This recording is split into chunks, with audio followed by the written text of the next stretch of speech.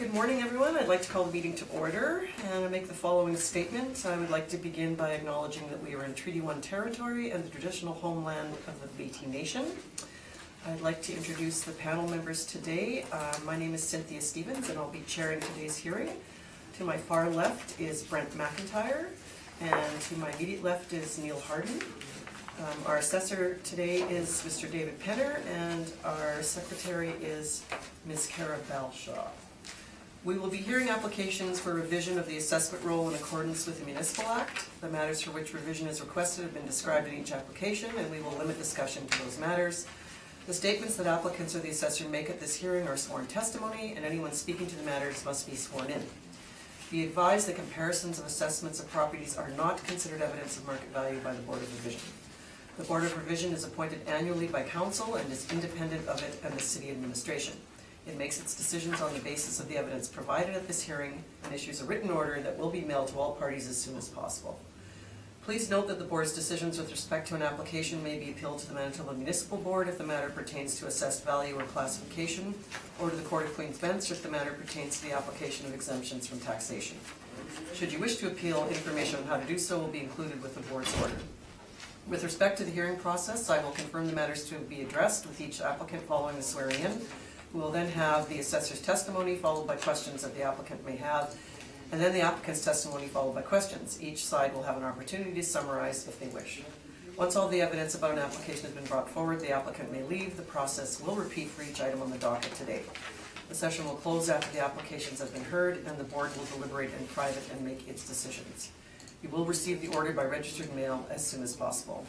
As information, all public hearings are live streamed, recorded, and will be part of the public record.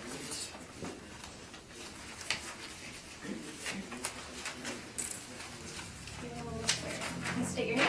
David Thomas George Penner. Do you swear the evidence you'll present today is the truth and the truth and nothing but the truth, so help you God? Yes, I do. Thank you. Please state your name. Elvis Becker. Do you swear the evidence you'll present today is the truth and the truth and nothing but the truth, so help you God? I do. Thank you. Thank you, Carol. So the first property we have on the docket today is 737 Moray. So Mr. Penner, when you are ready.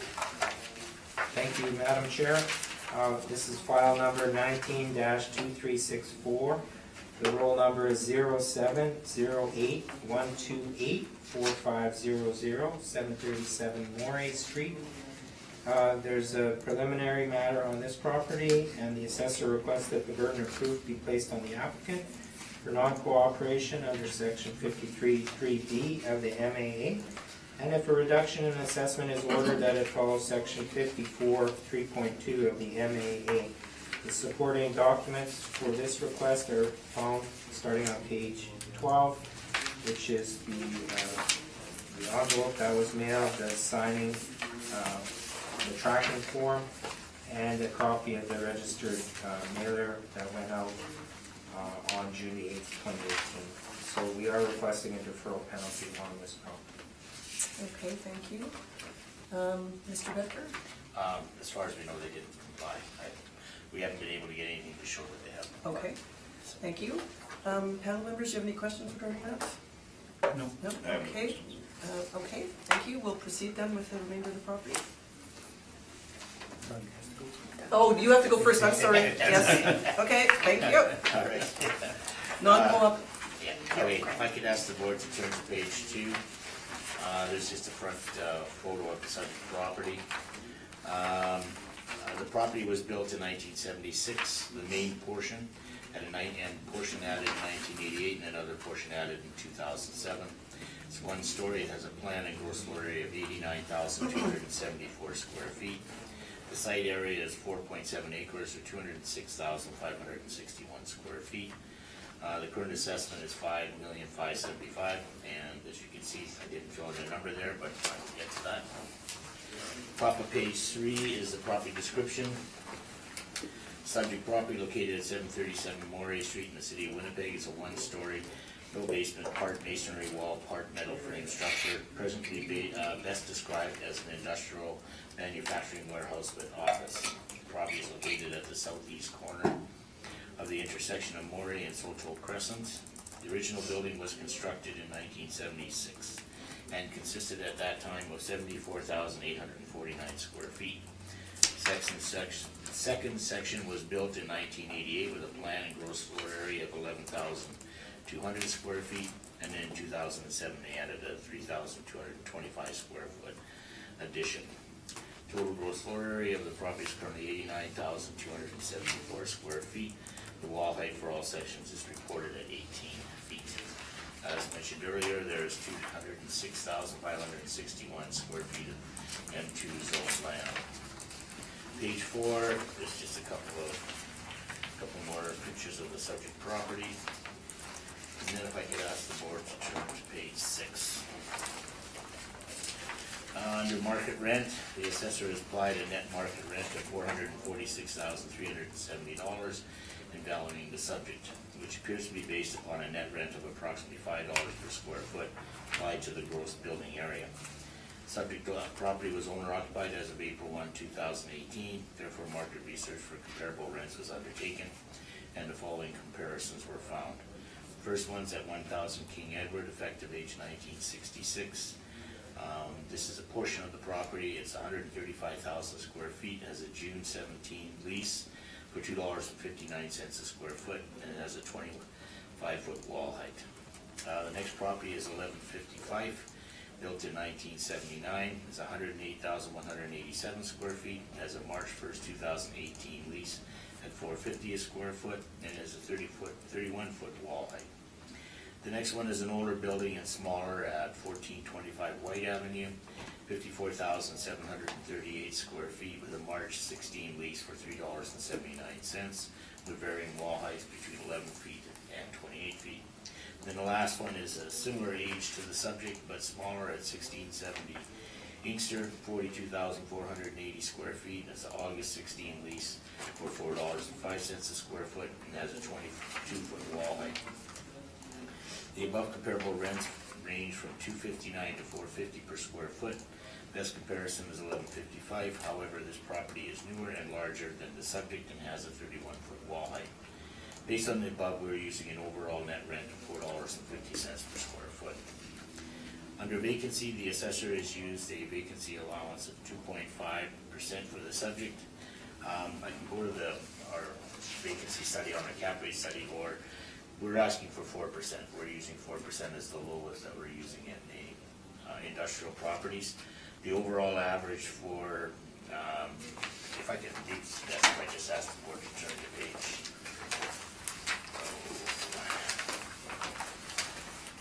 Page 8. I'll just do a quick overview because this will come up in all the properties we have here. On page 8, this is from the Johnson report at the end of 2017. It shows that the total inventory of manufacturing, investment, and warehouse and service was 78,256,812 square feet. And it shows that the overall vacancy at the end of 2017 was 3%. And then on page 9, we show that at the year, there's two tables there. The year-end 2017 investment inventory composition, single was 9,427,983 square feet, with multi at 17,838,009, and investment at 27,266,981. So the year-end industrial single tenant investment vacancy rates at the end of 17 were 8.7 for single tenant, and then for the multi they were 6.7%. So based on that, we don't feel that for last go around it was 4%, and we don't think that there's been a change in the vacancy other than it's either stable or gone up, and we're using 4%. Back on page 6, for shortfall, we're using the $3.75 per square foot rate that's been applied by the assessor. And as usual, we are asking for the 7% non-recoverable expenses, and we are not disputing the assessor's cap rate of 7.5%. So on page 7, here's a summary. So based on a leasable area of 89,274 square feet at $4.50, we have a potential income of $424,052, 4% vacancy, 7% non-recoverables, $3.75 shortfall, and a 7.5 cap rate. We're asking for a value of $869,000. The rest is just the assessor's workup. And on page 11, just shows the breakdown, as I mentioned during the property description. The original building was built in 1976, and it consisted of just under 75,000 square feet, and then there was the 2 additions that were added. And that's my presentation. I'm open for questions. Thank you. Mr. Penner, any questions? Just one, Madam Chair. Mr. Bedker, on page 7, where you show your workup, you have leasable area of 89,274 and PNMI of 424,052. And stated that was 450. That looks like 475. Is that correct? Just a second. We're gonna have to put you on that. Yes. Yeah, you know what, I was going over, sorry, I did have help writing these, and I guess I didn't finish it. When I went over that, when I was saying 450 based on 1155, actually 1155 is newer, so the 475 is more. So we're using 475 as opposed to your 450. Fair enough. That's all my questions. Mr. McIntyre, any questions? I have no question. Mr. Harden? Okay, this actually came up in a hearing I did last week or the week before. In Murray Industrial Park there is a 0% vacancy in that industrial park? In the Murray, yes. Okay, but most are owner. Most of them are single tenant owner occupied. Yeah. So if one goes vacant, then you have a large, if 1 or 2 of those buildings go vacant, then your vacancy rate goes considerably higher. Yeah. Okay, thank you. The St. James area is over 8, the overall St. James. That was gonna be my question, so this is an owner occupied, Yes. okay. And the, so none of your rental comps here are in the same area, correct? They're not in the Morey Park? No, the first one's in Inkster. The first one's in King Edward. It's the old warehouse Yeah. for Safeway, and then the 1155 is in Inkster. And the one on White is actually in Weston, close to the Weston shops, Okay. CP shops, and then the other one's on Inkster, in Inkster. If most of them are owner occupied in there, I guess it's hard to find comps in there. It's in For the, rental, yeah. yes, Okay. like the largest buildings in there, they're all either distribution warehouses or northwest companies, stuff like that. Yeah, MacDon, Winnipeg. Yeah. Boeing. Yeah, let's, big guys, yeah. Okay, all right, thank you. Okay, Mr. Penner, can you proceed with your presentation? Thank you, Madam Chair. I've already touched on the roll number and the address. So this property is, as noted, located in the Murray Industrial Park and features close proximity to major trucking routes, Center Court and the airport, so it's well located. The value in the roll for 2020 is $5,575,000.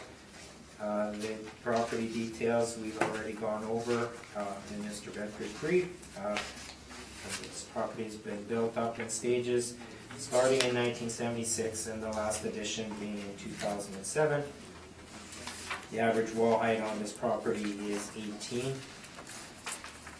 Turning to page 2 of my brief, this property had a sworn value on the sale. It's quite dated, so not relevant.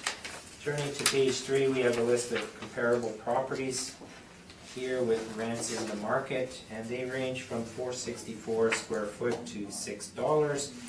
We feel these comparisons support well the $5 model rent that we're using on this property.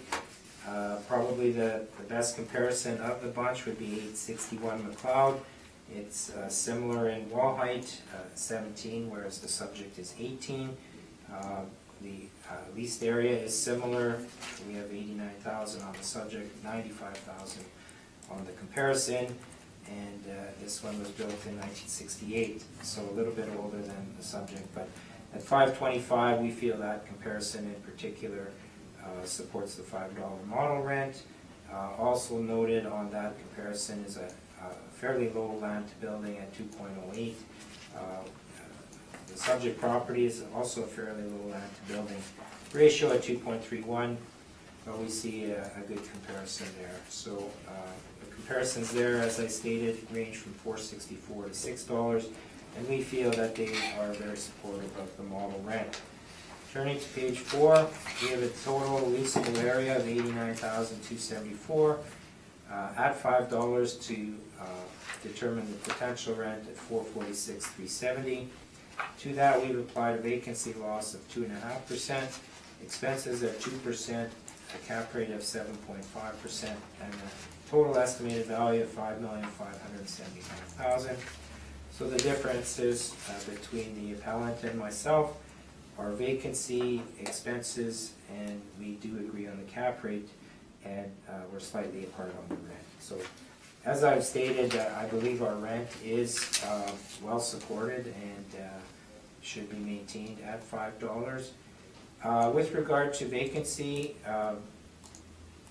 as was noted in Murray Park, the vacancy is virtually zero, and overall encompassing a slightly larger market area, we have found that 2.5% was the average vacancy. Overall, City of Winnipeg vacancy was 3%, this particular area in that ballpark was slightly less. The 2% is what we found from analyzing the market as sufficient to recover non-recoverable expenses. The agent for the owner has asked for 7%, and you're well versed in those arguments. The 2% is based on what we see in the market, and that's how that is derived. The cap rate we're not in dispute on, and we've chosen 7.5%. Turning to page 5 is just another summary. There's only one income stream, so it's the same as the previous page. Page 6, 7.5% falls within the range of the 20th to the 80th percentile for the City of Winnipeg, and as I stated, it's not in dispute here today. Pertinent excerpts from the MAA are found on page 7. Page 8, we have a map of the subject property and some overhead views, and some alternative views are shown on page 9 and 10. And some other views from street level are found on page 11. So it's located in the heart of the Murray Park and Industrial Park, and it's well located and close, as I said, to major trucking routes and the airport. The rest of the brief, we have our order revision addenda information, which you've heard many times over. It explains our position on the 2% versus the 7% for non-recoverable expenses, and also has some examples of cap rates in the market. So to summarize, this is a well-located property close to major trucking routes, Centerport and the airport. We believe our rent at 5% is fair, or pardon me, at $5 a square foot is fair.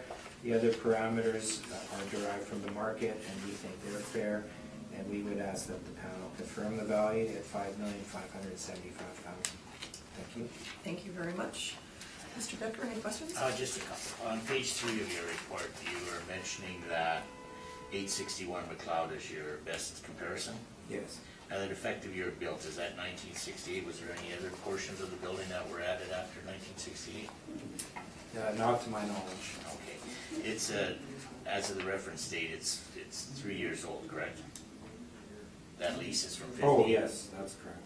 And the one from 2000, from Fife is 2017. Right. Oh, and I should note, if I may, that lease has been stepped up on March the 1st of 18. It's now 464 square foot, whereas you had mentioned 450. But on March 1st, it stepped up to 464. Okay, our information is that March 1st it went to 450. Because that's the date that we used, March 1st, 2018, 450. Right. Well, I'll leave it there. Our information. Yeah, either way, we're Yeah. both using more than that. But is the most current lease that you have, Yes. and it's newer than the subject? Yes, it is. Okay, that's all the questions I have. Mr. Harden, do you have any questions? Yeah, just in terms of being close to the airport, physically, yes, but isn't it, the terminal area is a considerable distance, or a considerable drive, let's put it that way, to get to the terminal area and that sort of thing? Sure. Okay. All right, any other questions? Okay, Mr. McIntyre? Just one, on page 3, you had mentioned 861 McLeod. Do you consider that a major trucking route? McLeod? Yes. Not typically, no. Okay, thank you. That was my only question. Okay, thank you. I just in terms of the vacancy loss, this is model driven, right? So the 2.5% is what the model's putting on this type of That is property, correct. yeah, so it wasn't changed because of the location being that there's no vacancy in the morning. No. No, okay, thank you. That's the only question I had. Okay, thank you very much. Any need for summation by anyone? No? Okay, thank you very much. Okay, the next property on the docket is 906 Jarvis Avenue. 909. 909, sorry, thank you. 909 Jarvis Avenue. And Mr. Penner, when you're ready, please. Thank you, Madam Chair. So this is file 19-4239. The roll number is 14-0999-66200. The address is 909 Jarvis. The value in the roll for 2020 is $3,245,000. The parcel use is industrial light manufacturing. This particular building was built in 2005, so it's relatively new. And the wall heights range from 11 to 25. And this area is zoned as M2 manufacturing general. The land area here is 137,525 square feet. The gross floor area is 34,275. Plan area 31,965. It's a good land plan ratio at 4.3. Turning to page 2, we note that this property was purchased fairly recently for $3 million. We also note that the new owners have invested an additional $750,000. So bought it for $3 million and invested some money into this property. Turning to page 3, we have a list of rent comparisons, and they range from $7 to $7.75 a square foot. Turning to page 4, based on the leaseable area of 34,275, we have applied an overall rate of $7.54 per square foot, well supported by the comparisons, which range from $7 to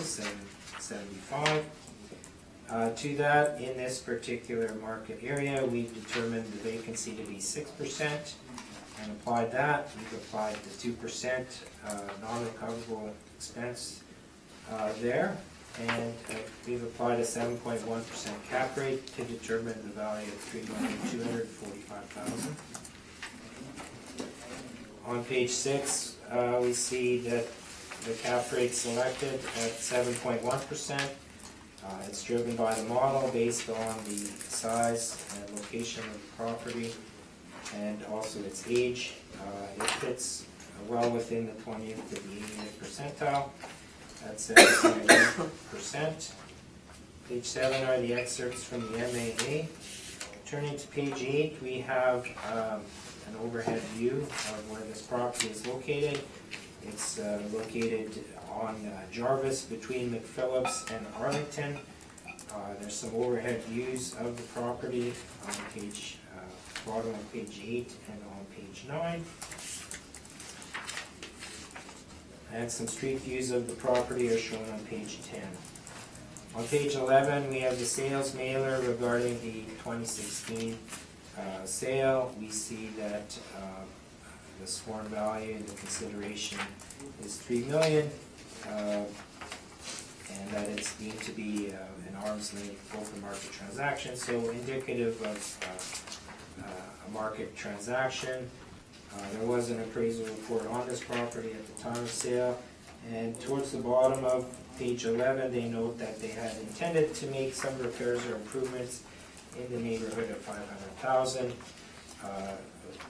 We've seen permits taken out for that work, and the value indicated is actually $750,000. So purchased for $3 million and some money put into it we think is also supportive of the assessed value. Turning to page 13, we have the mailer information submitted to us. It should be noted that this property is owner occupied, so we can't really derive a market rate from the mailer. As you see on page 15, the tenant is MJR Management and Marketing, which is a branch of MJ Roofing, who is the tenant here. And again, page 17 is our board revision agenda information, which we've already touched on. So we have an assessed value of $3,245,000, which is in line with what this property was recently purchased for. The income support works up a value, which we think is fair and equitable, and I ask that the board confirm the value at $3,245,000. Thank you very much. Mr. Becker, questions? Just a couple. On page 3, your comparable rents. Would you say that these are located in better places than in Jarvis? Yeah, probably. I think Jarvis has a reputation, but I think Jarvis, close to McPhillips, is probably the better part of Jarvis. It's So still to some extent, I would It's agree. still just a tiny little, like a residential street, isn't it? It's not like a major four-way. No, it's not a major industrial street. At the time of the sale, the owners were the tenants. That I'm not sure. If I look at your mailer on page 15, Yeah. it's got there that the tenants are MJR Management and Marketing Limited, and the lease started in August of 15, Right. and the sale took place in 16, Yes, that's correct. so it was internal sale, it was a tenant buying. The tenant bought the property from the owner. Okay. That's all the questions I have. Okay, thank you. Brent, any questions? I have no question. Neil? No question. And I also do not have any questions, so Mr. Becker. Okay, if we could start on page 6, please. There's only 2 issues, the standard 7% for non-recoverables and the rent. We're accepting the assessor 6% for vacancy and 7.1 for cap rate. At the top of page 6, we have our table rents. Now, our first one's at 885 Keewatin. It's a newer 1999, and there's a 2014 lease for $6.15 a square foot. Next one's on Marjorie in St. James, 2005. It's smaller at 13,500. At 651, that's a 14 lease. The newest lease we have is number 6, which is at 885 Keewatin, and that's 1999 built, 24,750 square feet, and that was for $620 a square foot. And that lease started in June of 17. Above comparisons range in size from 13,500 to 36,000 square feet. The rents range from $5 to $6.51. The subject rent is $5.60, but that's internal. Based on the above, the age and the size of the subject, we will use $6. In my opinion, Jarvis is not the best street to be on. The building is newer. It was built by the original owners, and I guess they couldn't make a go out of it there. MJ Roofing moved in, and it turned it into their head office. So based on a market rent of $6, 6% vacancy, 7% non-recoverables, and 7.1 cap, we're suggesting a value of $2,423,000. That's my presentation. Thank you. Mr. Penner, any questions? Yes, so the current owner, they made this their head office? Yeah, they were on Dufferin. Mm-hmm. Dufferin and I forget the name of the side street. That's where they were located there for a long time. Now this is their head office. It even mentions that in the sales questionnaire. Right, I see that. Yeah. So is that the reason for investing $750,000, was to fix it up to head office standards? You know what? But they got an appraisal done on it, and I'm not sure whether the appraisal was done based on the market. They paid less than the appraised value, but it also gave them enough equity to add improvements to it. They said they were gonna add 500, I haven't seen any permits that show it would be higher.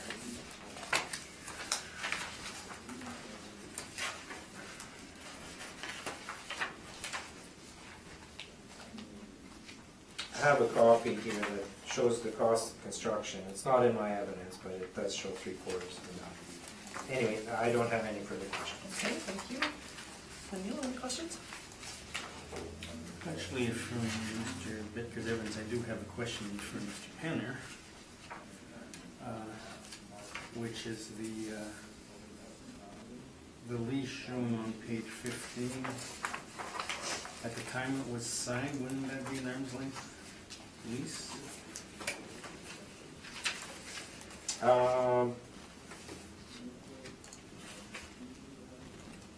Possibly. Can't really say. All I know is the rent that's currently in place hasn't worked. It may have changed, but it would be between themselves as the owner. Yeah. So, Anything after their sale? wouldn't be right, an so we're not relying on it or considering it to be representative. Okay, thank you. Brent, any questions? Just one question on page 6, on the table, 885 Keewatin is shown twice, but there's a 1,500 square foot discrepancy in the. Oh, it's a multi-tenant industrial. Oh, so it's like unit 1, 2? Yeah. Oh, okay, thank you. Okay, thank you, and I think I have no questions, so thank you very much. Any need for summation? No. Thank you. Next property is 1525 Aaron Street.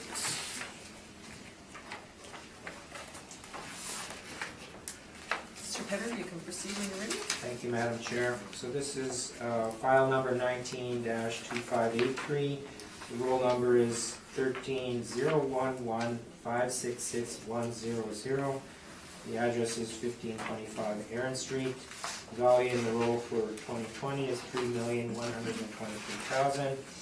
Again, we have a preliminary matter on this. The assessor requests that the burden of proof be placed on the applicant for non-cooperation, section 53(3)B of the MAA, and if a reduction in assessment is ordered, that it follow section 54(3.2) of the MAA. The supporting documents for the deferral request are found on page 11. Essentially, the requested mailer has been returned to us, but it is a whole year late. Section 16.2 of the MAA requires a response within 21 days, and the response in this case was a whole year late. So we did send out a registered mailer to the address indicated there. At the end of the day, they responded to the original mailer that was sent out, so they did in fact receive it. You can see the date stamp on page 13. On the right side of the paper it says May 6, 2019, and of course at the top of the page on the left, the due date was May the 3rd, 2018. So the basis of the deferral is that the information was submitted, but it was far later than what's required under legislation. Okay, thank you. And Mr. Becker? No argument. Okay, thank you. All right, then Mr. Becker, can you proceed, please? I can ask the board to turn to page 2. The property is owned by Canada Bread Company Limited. This used to be the bread plant for Canada Safeway prior to Sobeys buying the Canadian, Canada Safeway's business. The property is at 1525 Aaron. Building age is 1964. It's a gross floor area of 58,308 square feet. Current assessment is $3,123,000, and we're requesting a value of $2,759,000. Page 3, there's an overhead of the subject property. Just the location is where it is in the city. On page 6, the top market rent. The assessor has applied a net market rent of $295,622. or $5.07 a square foot. The subject property was owner occupied as of April 1, 2018, so therefore we looked at the market. Based on the comparisons we have here, and ours range in age from, I don't have the effective age for the one on St. James, but they range from 1945 to 1997, 1996 to 1997. And the average rent is $482 and the median is $477. Based on the comparables, we're using a rent of $4.75 square foot. Assessors apply a vacancy of 6%, which is not in contention, $3.75 per shortfall. As for the non-recoverable, we're asking for 7%, and we're agreeing with the assessor's cap rate of 8.3%. So based on $4.75 a square foot, 58,308 square feet, we have a potential income of $276,963 with 7% non-recoverable expenses, $3.75 per shortfall, and an 8.3 cap. We come up to a value of $2,759,000. And that's my presentation. Okay, thank you. Mr. Penner? I have no questions, Madam Chair. Thank you. Brent, any questions? No questions. Neil? So effectively, the only difference is 32 cents on the rent and then the 5%. Yes. Extra 5%. Okay, thank you. Yeah, that was what I was going to clarify as well, so thank you. So Mr. Penner, you can proceed, please. Thank you, Madam Chairman. So as stated, the value in the roll for 2020 is $3,123,000. Turning to page 2 of my brief, we can see that this property was purchased for $3,100,000, very close to the current assessment, and we believe that lends some support to the current assessed value. Turning to page 3, we have a list of rent comparisons, ranging from $525 to $650 a square foot. As noted, we've used $5.07 a square foot, slightly less. Well, pardon me, there is a $5 rent. The range is $5 to $650, and we've used $5.07. So the rent from the model is within the range of comparisons listed. We tried to find comparisons that were like manufacturing facilities, and they all are. We also looked for comparisons with fairly low land to building ratios because the subject property has a low land to building ratio of 1.48. I'll speak to that in a moment. Turning to page 4, we have our income summary. So based on a leasable area of 58,303, the model rent was $507.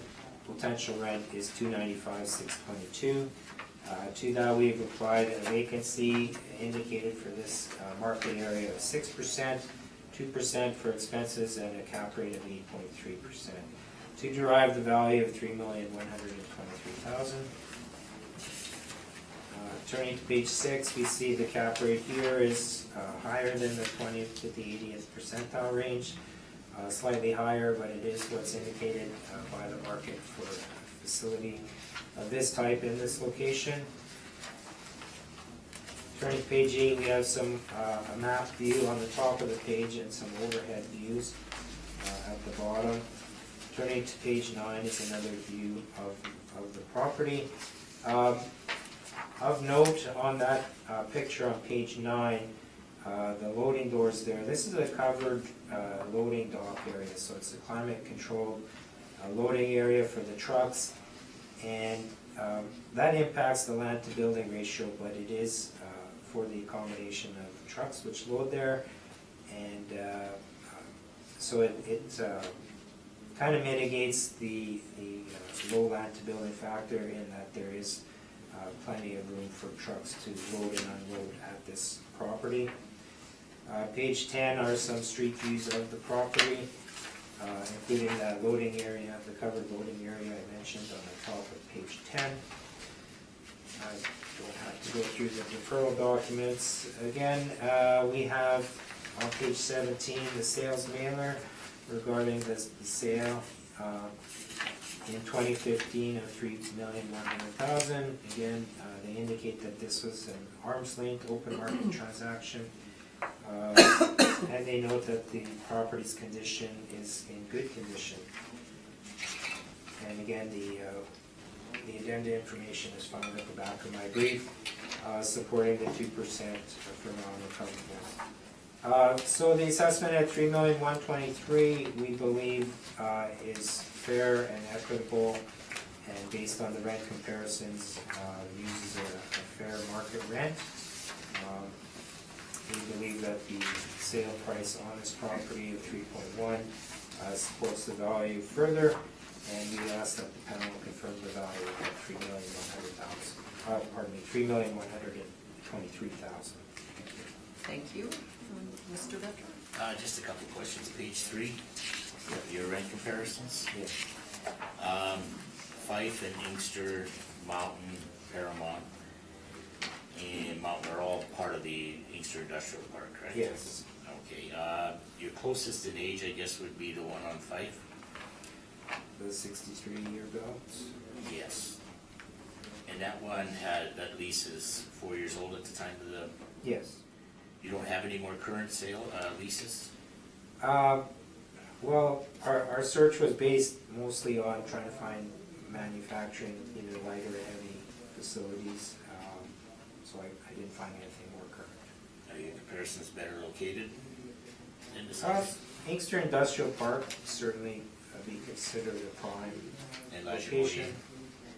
Yeah, they could be. I mean, Erin is an older industrial neighborhood, has been around a long time as well, but you could make that argument. Okay. And so the $5.07 is applied to the loaded docks as well then, right? Yes. Okay. The sale says that there was an appraisal done for $2,750,000. Right. Are you aware that part of the sale was some business value in there, some equipment? Let me just check.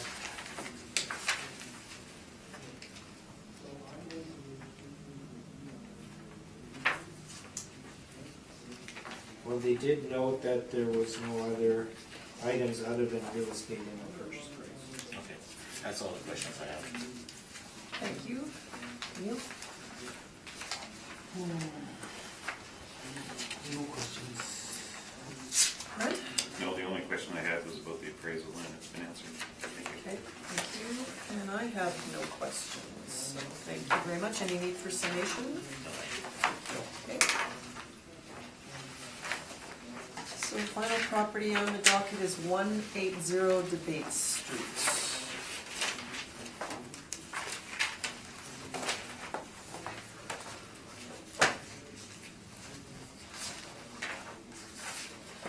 Mr. Penner, when you're ready. Thank you, Madam Chair. File number is 19-3075. The roll number is 0605-309-4000. The address 180 Debate Street. The value in the roll for 2020 is $4,571,000. This building was built in 2005. The wall height is at 24. The land area and plan area are listed there, and based on that, the land to plan area is 3.11. Turning to page 2, there's a sale there, but it's very old and likely just for the land back in '03. Turning to page 3, we have a list of comparison rents in the market to support the model rent. They range from $5.95 a square foot upwards of $12.42 a square foot. 3 of them are in the St. Boniface area, the same as the subject. One of them is also on the Bates. That one is at 807. It is a bit older and with lower wall heights, but renting in the market for 807. 560 Camille Sis is also in St. Boniface. It is virtually the same area as the subject with the same wall height and built in '07, very close to the same age, and that one rents for $12.42 a square foot. And finally, 955 Lage, also in St. Boniface, similar size to the subject at $44,000. A larger wall height, but older building, and that one rents for $6.15. So the 3 comps that we feel support the model rent range from 650 to 1242 with 807 in there as well, and we believe that supports the model rent at 657. So turning to page 4, we see the leasable area listed there. The overall rent is 657, and this is model driven. The potential rent is 291,374. Vacancy loss in this area, we found the market indicated 2.5%, expenses at 2%, and a cap rate of 6%. The 6% cap is a relatively low cap in comparison to the others. However, it fully reflects the newer construction, this one being built in 2005. Also reflects a good wall height at 24, and the moderate size of this building indicates a lesser risk than some of the larger properties we see out there. So applying a 6% to the NOI gives us $4,571,000. On page 6, we see our cap rate table. Again, this cap rate falls below the 20th percentile at 6%. It falls within the overall range used, which is 5.5 to 9.8. CBRE also has a cap rate as low as 6%. So we feel that 6% fairly reflects the factors I mentioned, the age and the wall height and size of this property. The MAA excerpts on page 7, and we have some pictures of the facility here. This is a printing facility. Pictures are shown on page 8. There's office space in this property as well, shown on page 9. And some more pictures of the warehouse floor on the bottom of page 10. Page 11, we have a map of where this is located on the Bates between Bagan and Packland, and close to Dougal Road. Some more pictures of the property are shown on page 11. It's well situated on the property, which allows adequate access for the trucks. More pictures on 11 and 12. Page 13 is the mailer submitted to us. Again, this is a fully owner-occupied facility, which means we look to the market for rents, which I've already gone over. And the board revision addenda explains our position on the 2% expenses. So in summary, this is a good, solid property, newer with good wall heights and a good land plan. Building ratio. The rents support the model rent that we used on it, and we applied the rest of our parameters to determine the value of $4,571,000, and I ask that the board confirm the value at that. Thank you. Thank you. Mr. Becker? Just a couple questions. Your 2.5 vacancy, earlier we had mentioned about Murray Park being at 0. Right. St. Boniface is well over 5%, 5 to 9%, based on the Johnson report.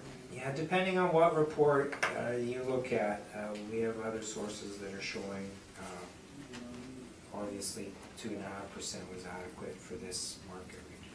Okay, but last go round it was 4%, are you aware of that?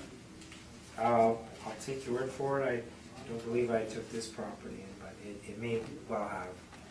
Okay, do you think the properties in this area have increased by over 20% since the last assessment? I guess my question is, the vacancy was 4, now it's 2.5. The non-recoverables was 7, Yeah. now it's 2. The cap rate was 6.5, now it's 6. Are you aware of properties going up by? Some are, yes. Because this one goes up to Industrials 28. overall in the city of Winnipeg are in somewhat of a boom time. There's a lot of investment. In this area, there's a lot of new builds, particularly on the Bates and Camille Sis. And I think that's impacting values to a positive way. Okay, that's just 1 second. Okay, so your cap rates in the 20th percentile and 80th percentile are 6.34 to 7.8. Right. And this one was 6.5 last year, and now it's at 6.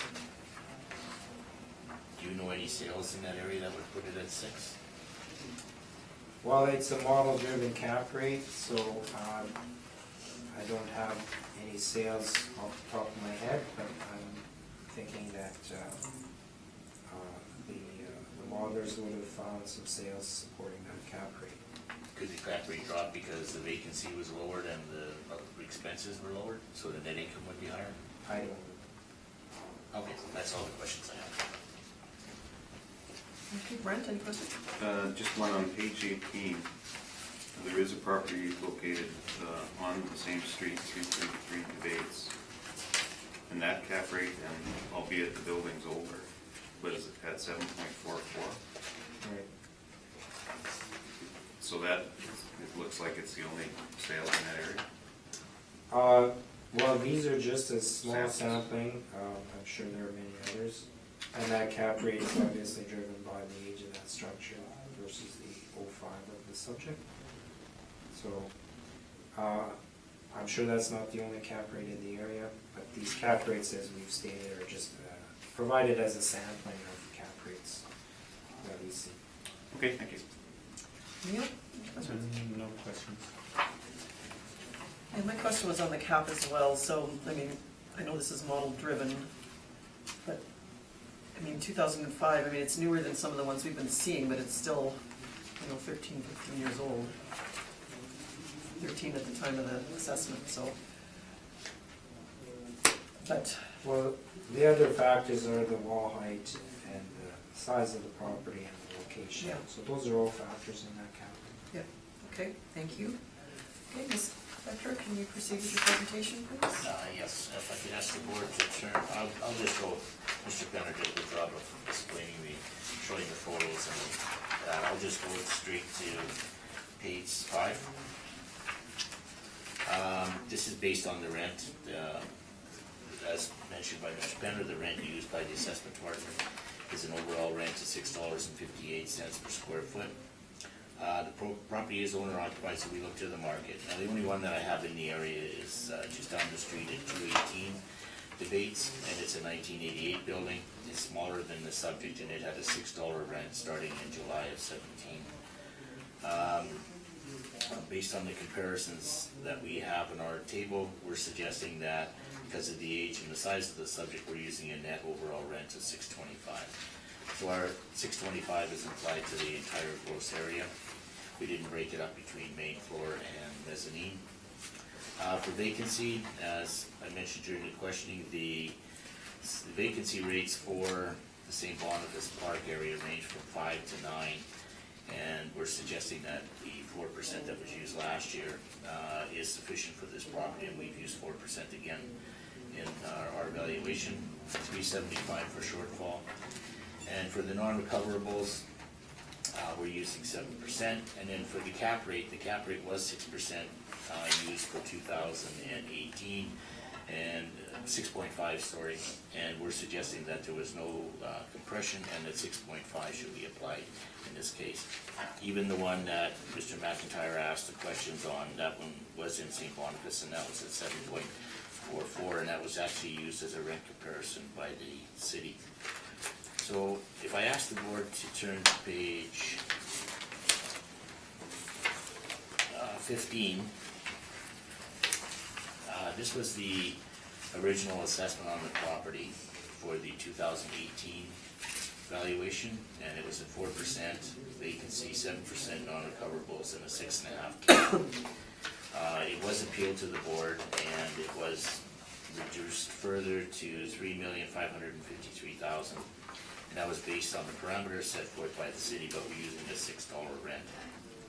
So what we're basically asking for this go around is a $6.20 rent, and 4% vacancy, 7% non-recoverables, and a 6.5% cap rate for a value of $3,702,000. And I'm open for questions. Sorry, $625 for the rent. I was just gonna clarify that, yeah, Yeah. thank you, okay. Okay, thank you, Mr. Penn. I have no questions. Questions? Neil? No questions. Brent? And I have no questions, thank you. And I have no questions. So any need for summation, gentlemen? Not for me. No? No. Okay, thank you very much. That will conclude today's hearing. Thank you.